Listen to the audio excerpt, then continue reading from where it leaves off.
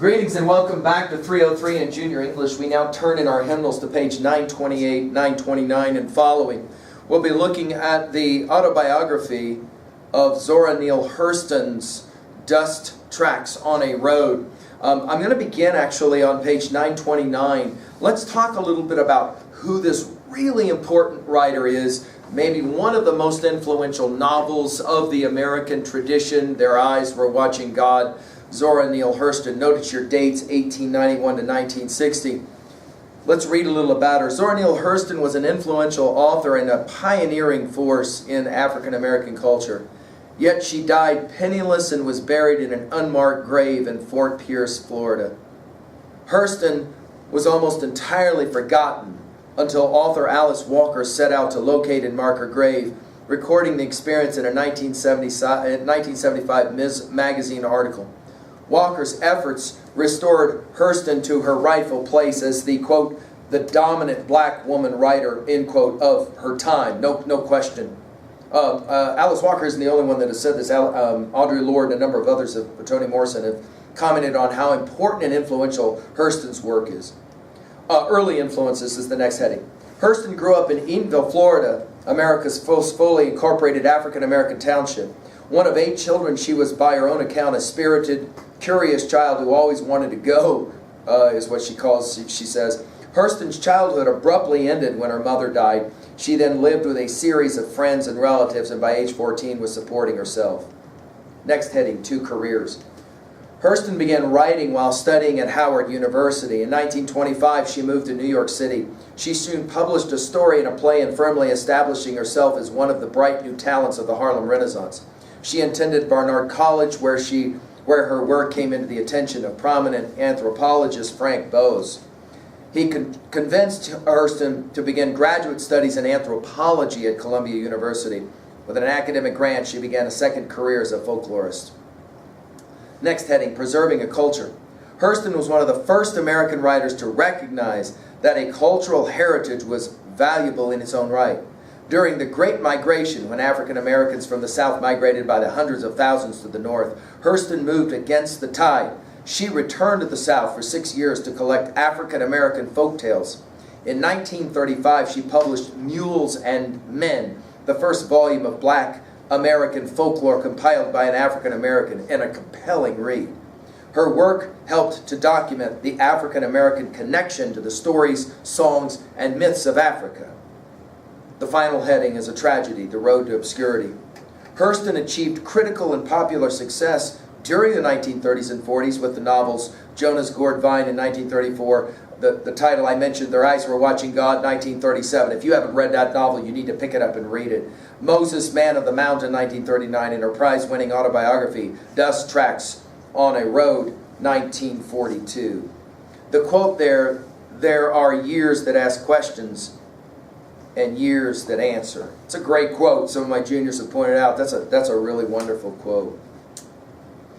Okay, let's take a look now at page 928 and the literary analysis information. You'll be putting this information at 2B. Let's look at it now. Where I'm going to say, first of all, that Dust Tracks on a Road is an autobiography. Make sure you write that down. Autobiography. Autobiography is a nonfiction account of a writer's life told in his or her own words. So let's make sure we know the distinction between autobiography, where you write about your own life, and biography, where somebody else writes about your life, right? An autobiography documents the writer's feelings about key events and experiences.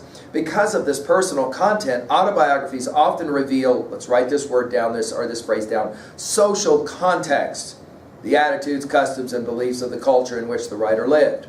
Hurston's autobiography provides a glimpse into the social context of her African American community in rural Florida during the early years of the 20th century. Hurston brings additional life to her characters in their social context by using 2 literary elements. Let's make sure we have this written down. Dialogue, conversations obviously among people, and dialect, the form of a language spoken by people of a particular region or group. Hurston's use of dialogue allows her characters to speak for themselves. Her use of dialect allows them to speak with authenticity. As you read, notice the ways dialogue and dialect add nuance and depth to your understanding of Hurston's experience. So every time that there's use of dialogue and dialect, you want to pay attention to it. In your reading strategy, we want to take a look at Hurston's purpose for writing, to share her personal experience and show the vitality of the African American community. And notice how it contributes to the decisions that she makes about the events and thoughts to describe in her autobiography. The meaning of the piece is shaped by Hurston's purpose of writing it. As you read, analyze the effect of the author's purpose on meaning. Note words, details, characters, actions, events in a chart like the one that you have there to your right. Okay? Determine how each element helps Hurston meet her overall purpose of writing. Do note those 4 vocab words at the bottom of 928 as well. They are important. They will end up on the examination. All right, let's go to page 930 now quickly. First of all, let's point out that this is from Dust Tracks on a Road. The cutting that you'll be reading is from the autobiography. Background. In this excerpt, Zora Neale Hurston's autobiography, the young Zora experiences an event that opens her eyes to the world of literature and sets the stage for her career as a writer. Write this down at level 1. There's 2 things I want you to be able to answer by the time we're finished reading this. 1, what happens in this cutting? 2, why is it so important to the future writer? So I'm with you now on page 930 and following. Now let's just scan as good readers always do, correct? So we're looking ahead. We're going to pay attention. Notice we've got several pages here. I just want to pause on page 935 for just a second and pay attention. Read it with me on 935, the American Experience, that box there. Zora Neale Hurston rediscovered. Although she died in a welfare home in 1960, penniless and unknown, the rediscovery of Zora Neale Hurston in the 1970s is among the most dramatic events in American literary history. Hurston became a subject of author Alice Walker's 1983 essay, In Search of Our Mother's Gardens, an essay that I commented on in an earlier lecture. 10 years earlier, Walker's article Looking for Zora described her 1973 search to find and mark Hurston's unknown grave. In both of her writings, Walker speaks of the importance of recovering and remembering. Hurston is one of the greatest African American folklorists of all time and a major American writer.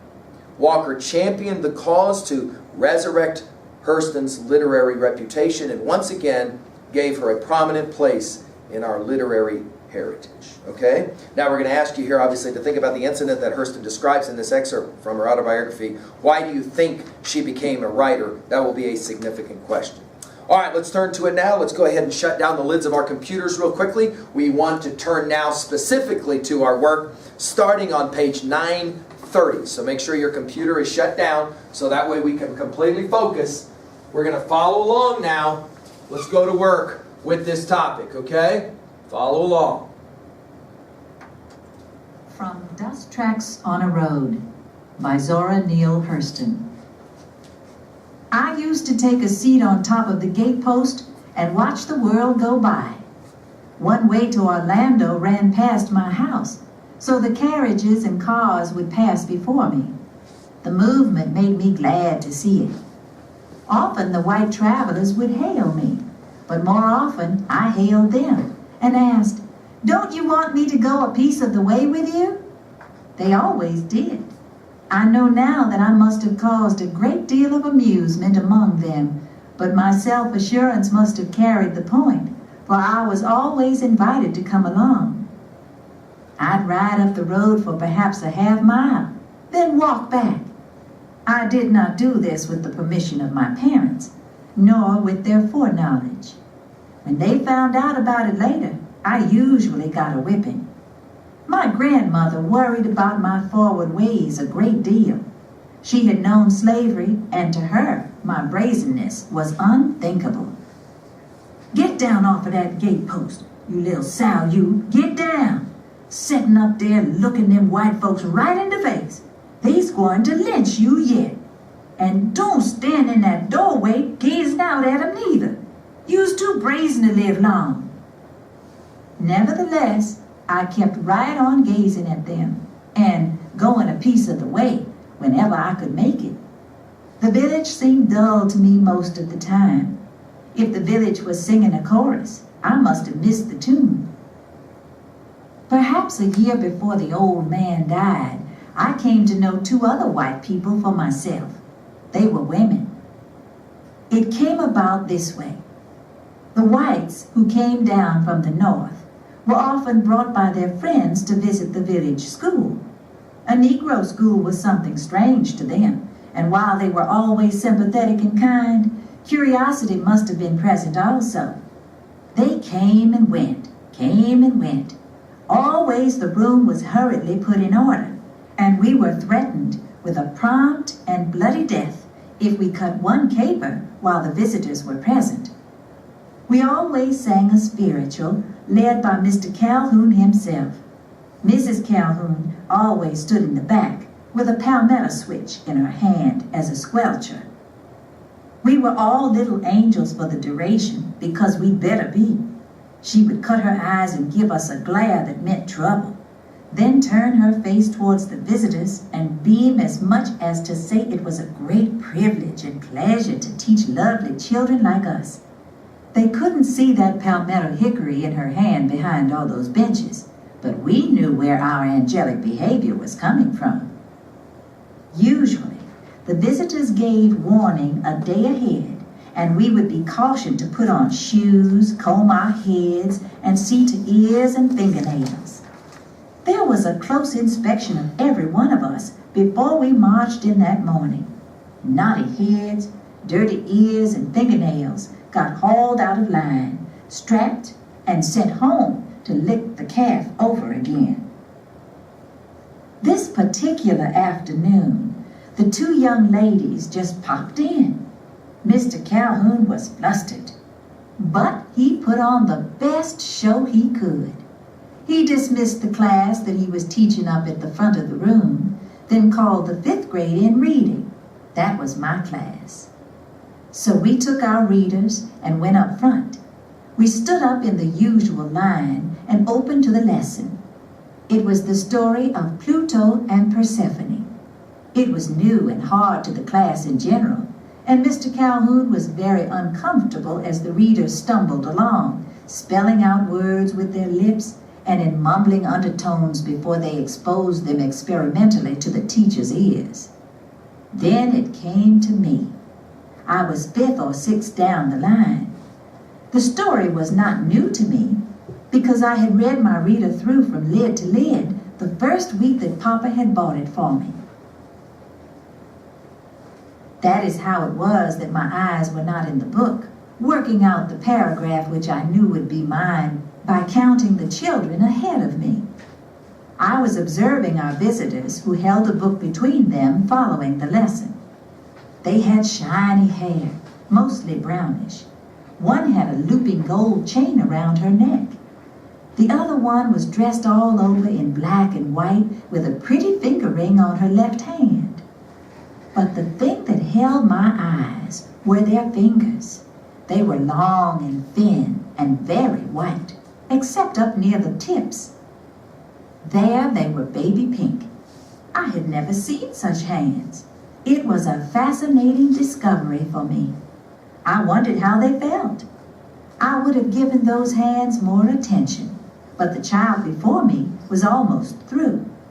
My turn next, so I got on my mark, bringing my eyes back to the book and made sure of my place. Some of the stories I had reread several times, and this Greco-Roman myth was one of my favorites. I was exalted by it, and that is the way I read my paragraph. Yes, Jupiter had seen her, Persephone. He had seen the maiden picking flowers in the field. He had seen the chariot of the dark monarch pause by the maiden's side. He had seen him when he seized Persephone. He had seen the black horses leap down Mount Etna's fiery throat. Persephone was now in Pluto's dark realm, and he had made her his wife. The two women looked at each other and then back to me. Mr. Calhoun broke out with a proud smile beneath his bristly mustache, and instead of the next child taking up where I had ended, he nodded to me to go on. So I read the story to the end, where flying Mercury, the messenger of the gods, brought Persephone back to the sunlit earth and restored her to the arms of Dame Ceres, her mother, that the world might have springtime and summer flowers, autumn and harvest. But because she had bitten the pomegranate while in Pluto's kingdom, she must return to him for 3 months of each year and be his queen. Then the world had winter until she returned to Earth. The class was dismissed, and the visitors smiled us away and went into a low-voiced conversation with Mr. Calhoun for a few minutes. They glanced my way once or twice, and I began to worry. Not only was I barefooted, but my feet and legs were dusty. My hair was more uncombed than usual, and my nails were not shiny clean. Oh, I'm going to catch it now. Those ladies saw me too. Mr. Calhoun is promising to tend to me, so I thought. Then Mr. Calhoun called me. I went up thinking how awful it was to get a whipping before company. Furthermore, I heard a snicker run over the room. Henny Clark and Stell Brazel did it out loud, so I would be sure to hear them. The smart aleck was going to get it. I slipped one hand behind me and switched my dress tail at them, indicating scorn. "Come here, Zora Neale," Mr. Calhoun cooed as I reached the desk. He put his hand on my shoulder and gave me little pats. The ladies smiled and held out those flower-looking fingers towards me. I seized the opportunity for a good look. "Shake hands with the ladies, Zora Neale," Mr. Calhoun prompted, and they took my hand, one after the other, and smiled.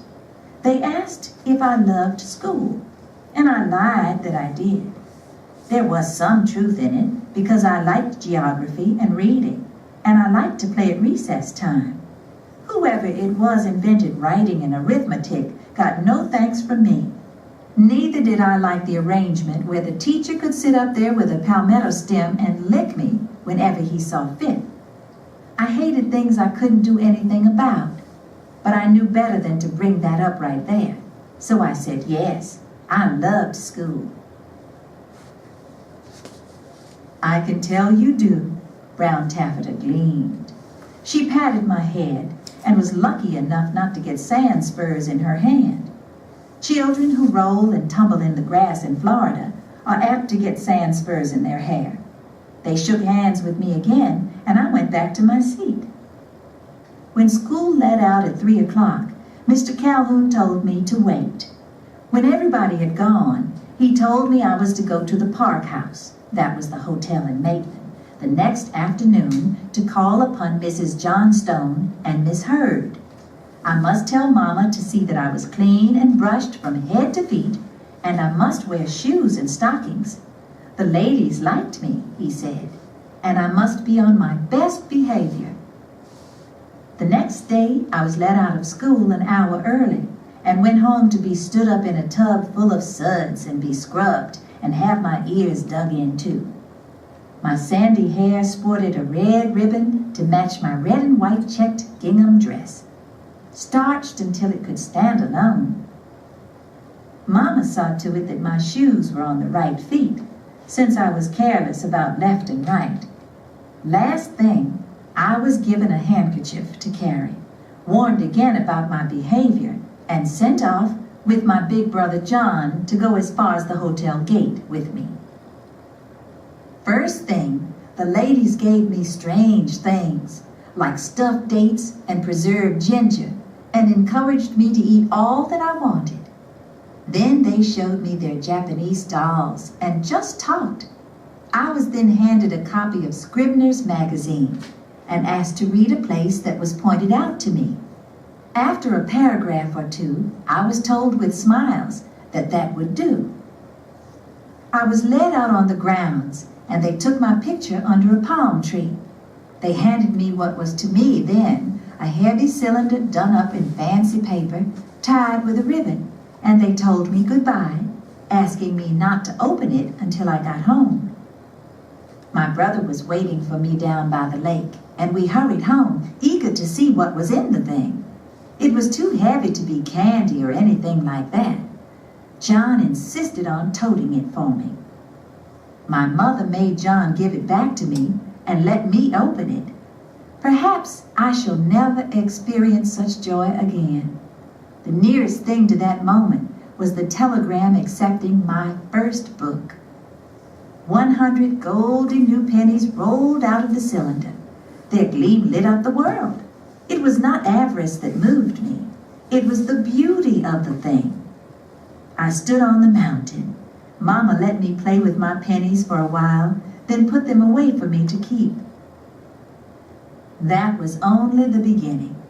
The next day, I received an Episcopal hymn book bound in white leather, with a golden cross stamped into the front cover, a copy of the Swiss Family Robinson, and a book of fairy tales.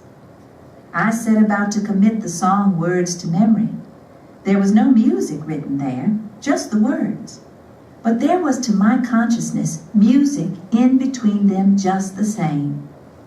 When I surveyed the wondrous cross, seemed the most beautiful to me, so I committed that to memory first of all.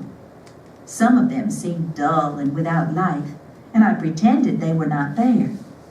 If white people liked trashy singing like that, there must be something funny about them that I had not noticed before. I stuck to the pretty ones where the words marched to a throb I could feel.